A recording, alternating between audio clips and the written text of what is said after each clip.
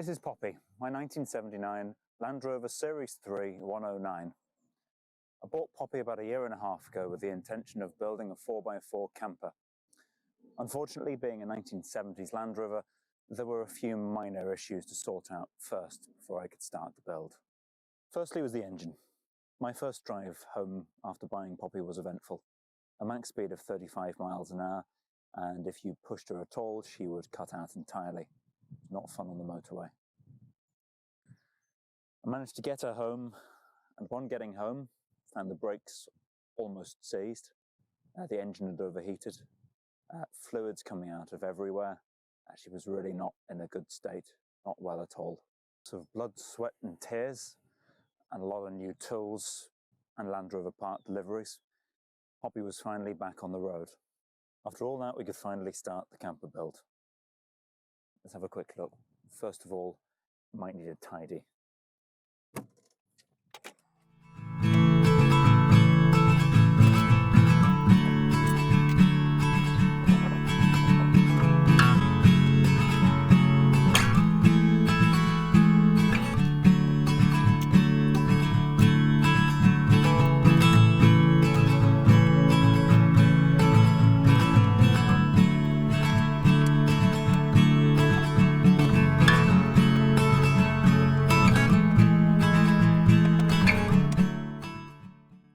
So this is Mk1 of the Land Rover build. As mentioned, there was a very, very limited budget, limited tools, and very limited time as well after rebuilding the engine and various other maintenance jobs to get it back on the road.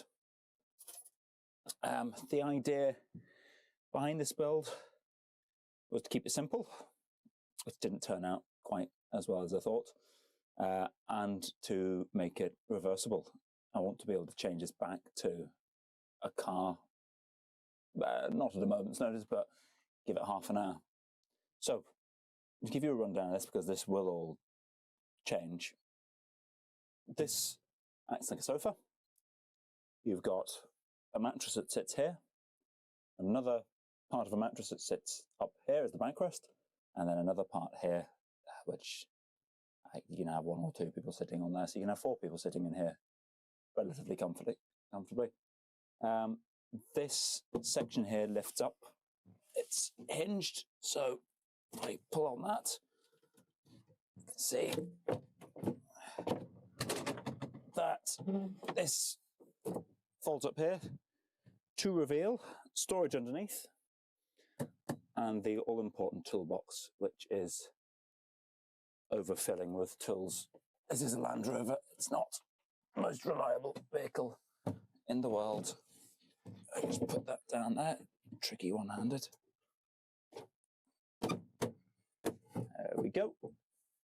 So to convert this to a bed, you've got this panel here, and this slots in where I'm standing right here. And then you arrange the 3 mattresses up here and sleep here. On this side, we've got cabinets for storage. Bit of space up here. This cabinet here maintains the window. Not by design, but it's a nice little feature. You've got in here a wooden post that goes down there. It slots into a hole up here like so, and that is a table of sorts. Chuck that back in there. Sits on a little peg, and there's just a wing nut to keep things closed up here. Down here is another little storage cupboard. It's mostly where I keep food and other supplies. It's also where I have the leisure battery. I grab it here. The leisure battery and the 24-volt inverter stick down there. You can just about see it at the back there. And that is what supplies the extension lead there. Now, Mark 2 of this build is coming up very shortly, so things have already started to be dismantled. These wires here, one of them runs to the radio, another one was for the lights, I think, and then the red and black cable, they run to the starter battery, and they operate the split charger which sits just underneath here. Works very well. The only component that let it down was a cheap Chinese fuse on our trip around the north of England, which kept tripping and had to bodge to keep the electricity supply coming. That also runs, I grab you again, that also runs this induction hob that sits in this countertop here. What else have we got? We have a diesel heater, which is, get a picture of it up, sits underneath the driver's seat on a bracket. That comes out here. There's another outlet just down on the floor there, and then there's an outlet underneath the middle seat at the front. That's controlled by that little controller on the dash in the middle next to the gear stick. So all very simple. Hey, put you back here for that.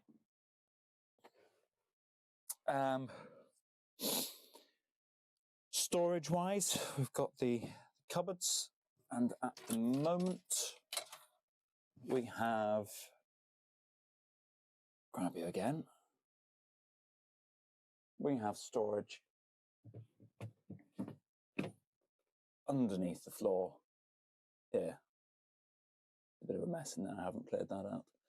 There's the heat pipe there, and there is more storage underneath that panel there, although I never got around to putting a screw on it, so it's quite tricky to get up.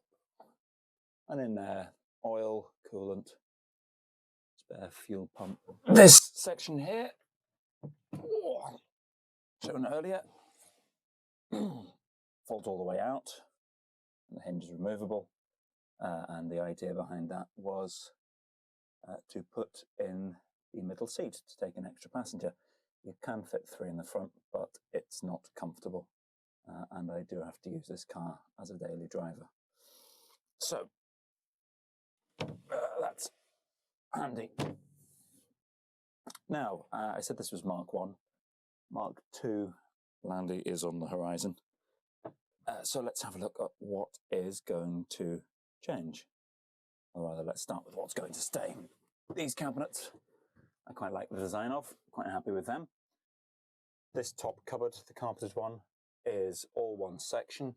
It's held in with clips there and around the corner there. And then this whole section slides out. This bottom cabinet is quite similar. There is a clip down there and another one behind the battery. And this will also slide out. The sofa part that I'm sitting on is held in with the one bolt. It's just back there, holds the back piece on behind the hinge. That takes moments to get out, so it's fantastic. It also folds away, as I've shown, and pretty much gets entirely out of the way, leaving you quite a big load space if you need to move things. My main problem at the moment, and something I'm going to sort out probably tomorrow, is this section here. It's quite a complicated wooden frame, as it changed. It changed a lot as I built it. I don't like having these panels in the top. When the mattress is on them, it makes things very, very difficult, as this is a center panel. I need to move 2 mattresses to get to anything else underneath it, and that is the main storage area, so that just doesn't sit well with me. Also, I don't feel that the space underneath has been utilised very well. So my idea is to use this piece of angle iron to mount that roughly here to replace the wooden structure underneath. There is a wooden bar that runs across here. That will stay. And then I'm going to have 2 plywood panels, equal size, reinforced with a bit of angle iron, and they will just be removable panels. This will hopefully allow the seat to be put back in easy enough. Remove the 2 panels and bolt the seats back in underneath. The seats only take 2 bolts each, so that is nice and easy. Other things, the tabletop there I think will stay. That fits rather nicely. Hopefully I can get a little video and put it up now of the underside of that. There is a shower, a pump and a hose with a shower attachment. Not quite a shower yet, but I have plans for that. And there sits a small 12-volt fridge under there, as well as the diesel tank for the diesel heater. What will definitely not stay is this shelf.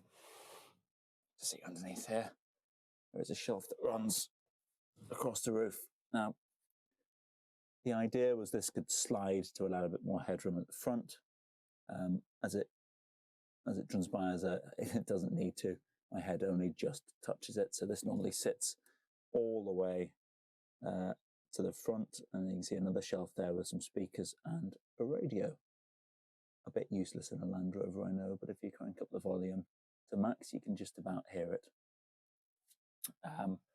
And this is going because I have even greater plans. Mk2 will be special, will not just be a small update. I don't want to give too much away at the moment. There is a video which some of you may have watched, and I am taking a lot of inspiration from that, but enough of that. I won't say any more about that until I start building it. So that's it for Mk1. Mk2 is well underway, and I'll be posting videos over the next few weeks, hopefully to document how that build is going. So if you like this video and like what I've done with the Land Rover so far, then do like and subscribe, and see you in the next one.